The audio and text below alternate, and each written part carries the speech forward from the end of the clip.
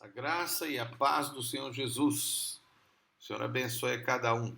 Poderia dizer Shalom Adonai, né, que é paz do Senhor. Adonai, né, que é um termo hebraico, que vem do termo Adon, né, Adon é Senhor, e os judeus acrescentaram a palavra que se refere a Jesus, se refere a Deus por Moisés, né, que é Yehoshua, ou Yahvé, né, Jeová, né, como em português, significa eu sou, né, o nome de Deus, né. Eles colocaram em Adon, né, que esse final aí, ai, assim como aleluia também é Halel, Senhor, né, ou Halel, Jeová, né, louvai ao Senhor, Adonai, o Senhor é Deus. Né? Bom, mas esse não é o nosso assunto, né? Aqui é o professor Marco Faleiro, da Logos Ensino Superior de Teologia, na disciplina Introdução à Bíblia, e nós estamos na quarta parte da aula dupla 3. Essa são as aulas 5 e 6, e essa é a primeira parte da aula 6. E nós vamos tratar então do assunto apócrifos, que os católicos chamam de deuterocanônicos. Nós falamos que íamos falar, vamos explicar então agora. Nós estamos falando dos livros apócrifos. O que é um livro apócrifo? Apócrifo significa falso, suspeito. É um termo usado quando um fato ou obra não tem autenticidade provada.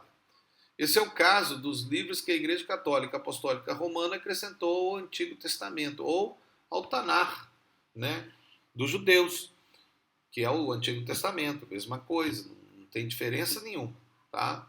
Mas a questão é que a Igreja Católica, né, que foi a primeira instituição da Igreja quando começou no Império Romano, né, assumiu como religião oficial, isso aí está na história da Igreja, nós não vamos falar muito sobre isso agora, mas o fato é que a Igreja Católica, ela quando começou a construir a teologia, a Bíblia, né, reconhecer o Novo Testamento, fizeram um estudo muito prolongado, mas buscaram, nós vamos falar depois sobre isso, na Septuaginta, que foi a primeira tradução da Bíblia do hebraico para o grego, que era a língua comum, e quando eles traduziram, porque foi Alexandre o Grande que mandou traduzir, eles traduziram todos os livros sem preocupação do que os rabinos falavam que era escritura sagrada ou não.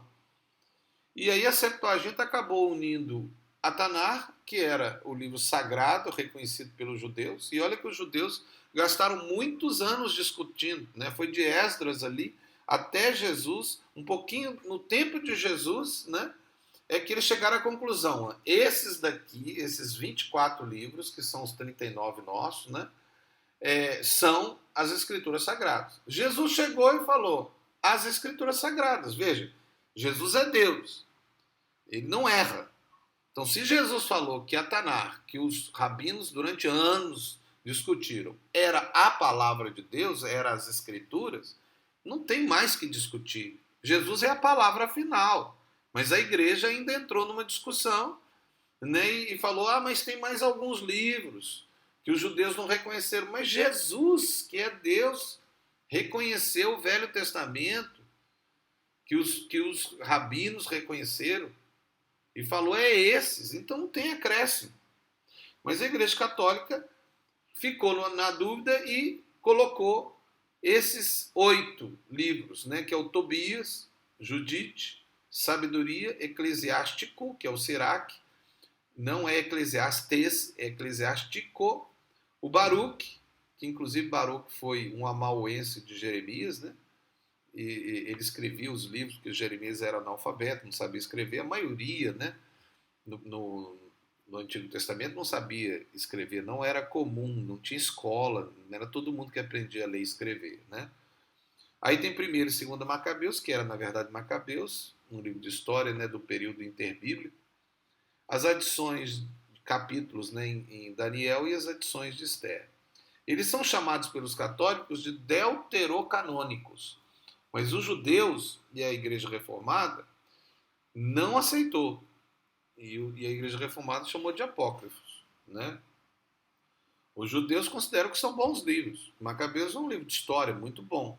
Tobias, são todos bons livros. mas não são a Bíblia Sagrada, é igual nós. A gente escreve um monte de livros bons, mas não é a Bíblia. A Bíblia tem uma inspiração diferente do restante dos livros. Ele é a base, a Bíblia é inspirada pelo Espírito Santo, é a palavra de Deus. Então, esses livros são bons? Podem ser, eles na verdade escreveram muitos livros, vocês vão ver aqui. Mas esses foram considerados pela Igreja Católica como apócrifos, por causa disso aí, a Septuaginta. A tradução feita por ordem do imperador grego, Alexandre o Grande, foi feita sem considerar a fé judaica.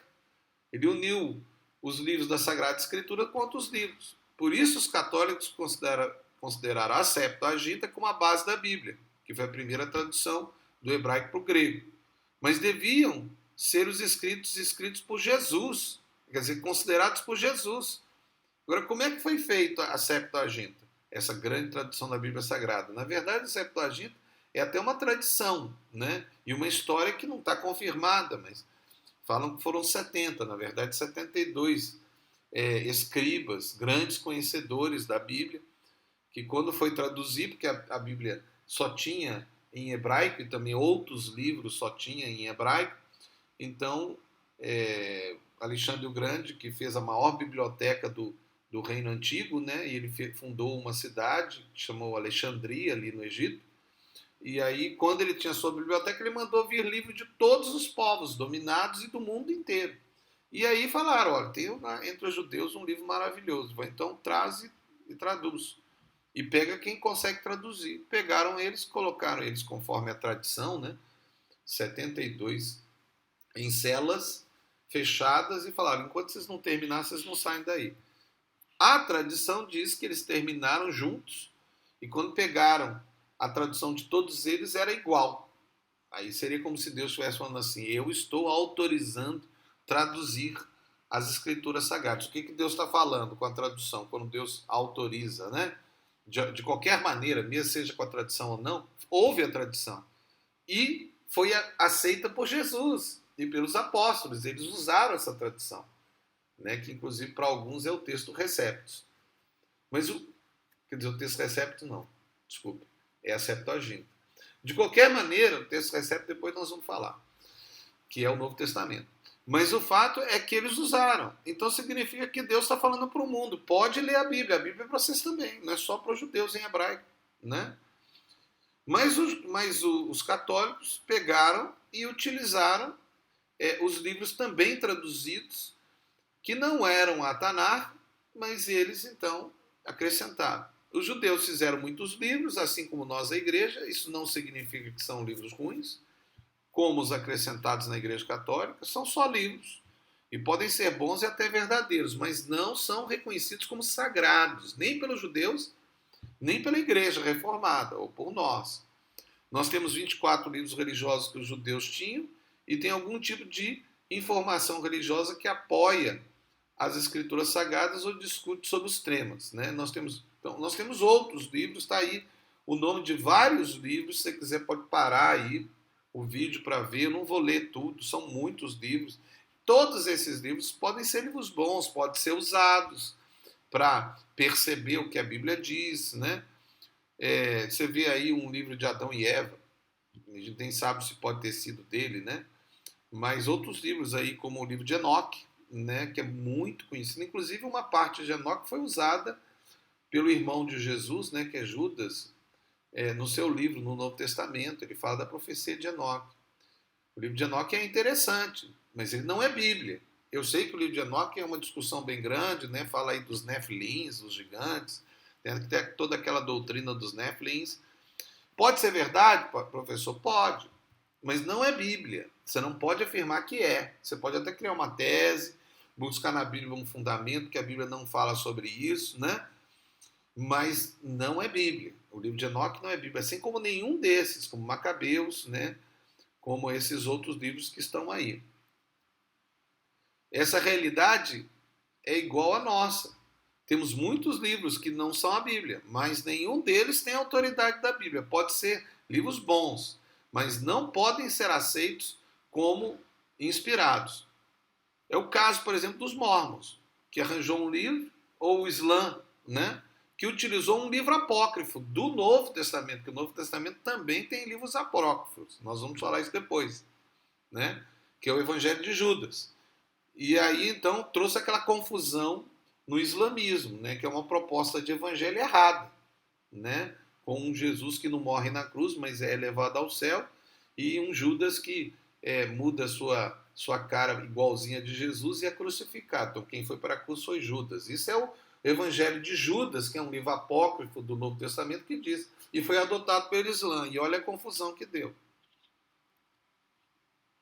Com a descoberta dos escritos de Corã, os estudiosos tiveram acesso a 42 livros dos hebreus, com muita informação importante, confirmando a veracidade do Novo Testamento. Eu vou colocar aí o nome dos livros, você pode ir olhando um por um aí, é muitos livros, mas veja, todos esses 42 livros que foram descobertos lá em Corã, eles foram bons, porque eles tinham partes da Bíblia, muitos deles tinham partes da Bíblia. Então eles foram pegando e foram livros antigos e verificando, opa, mas espera aí, o que nós temos hoje, né, o original que a gente tem hoje, bate com esse lá de 2000 anos atrás. Então, confirma, só confirma. Ah, mas teve muito mais novos livros, olha o tanto de livro novo aí, significa que a Bíblia tem mais livros? Não, não significa, porque lá no tempo de Esdras, eles tiveram acesso a todos esses livros, e até mais do que esse, provavelmente. Se teve antes, se perdeu. O fato é que lá em Esdras, no tempo de Esdras, depois do cativeiro babilônico, eles tiveram acesso a esses livros todos, fizeram análise e chegaram à conclusão, no tempo de Jesus, os 24. Então, e todos os outros são bons livros, são livros, não importa, mas eles não são a Bíblia. Foi analisado, e Jesus chegou e falou, é essa que é a Bíblia do Velho Testamento. Então, e aí acaba a discussão dos apócrifos, ou a ideia do deuterocanônico dos católicos. Você ainda pode conversar com o padre, ele vai falar, isso é deuterocanônico. É a Bíblia? Mas não é, não é. Essa discussão já houve muitos anos entre os rabinos. Acabou essa discussão do Velho Testamento. A igreja entrou nessa discussão por confusão. Graças a Deus, Deus levantou aí a reforma protestante, né? Com os nossos irmãos, né? Como Lutero, que era um padre, doutor em teologia, né? E ele levantou lá na Alemanha e colocou as suas teses, rejeitando toda aquela proposta doutrinária católica, mas afirmando uma coisa que foi fundamental e é para nós, que a Bíblia é a nossa única regra de fé e prática. Que Bíblia? A Bíblia estabelecida pelos judeus, reconhecida por Jesus, que é a Tanar, ou o Velho Testamento, e a Bíblia reconhecida pela igreja depois também de anos, décadas, até séculos de discussão. E chegou à conclusão de que é aqueles 27 livros. Ah, tem outros apócrifos? Tem. Do Velho Testamento? Tem. Nós vamos falar sobre eles, né? Mas os 27 são reconhecidos depois de muita discussão, tá? Então tá aí a proposta dos apócrifos nessa parte, mas os apócrifos do Velho Testamento. Tem apócrifo no Novo? Tem também, muitos, vocês vão ver agora. Nós vamos continuar com outras partes e vamos falar sobre essa realidade. E depois até vamos falar um pouco mais sobre como a igreja chegou a essa discussão, tanto do Velho como do Novo Testamento. A maior discussão da igreja foi o Novo, não foi o Velho Testamento, tá? Porque o Velho praticamente foi um reconhecimento, apesar da discussão dos deuterocanônicos e canônicos.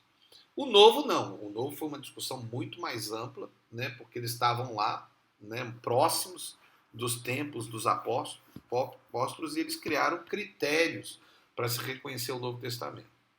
Aqui é o professor Marco Faleiro, da Logos Ensino Superior de Teologia, terminando mais uma parte da disciplina Introdução à Bíblia.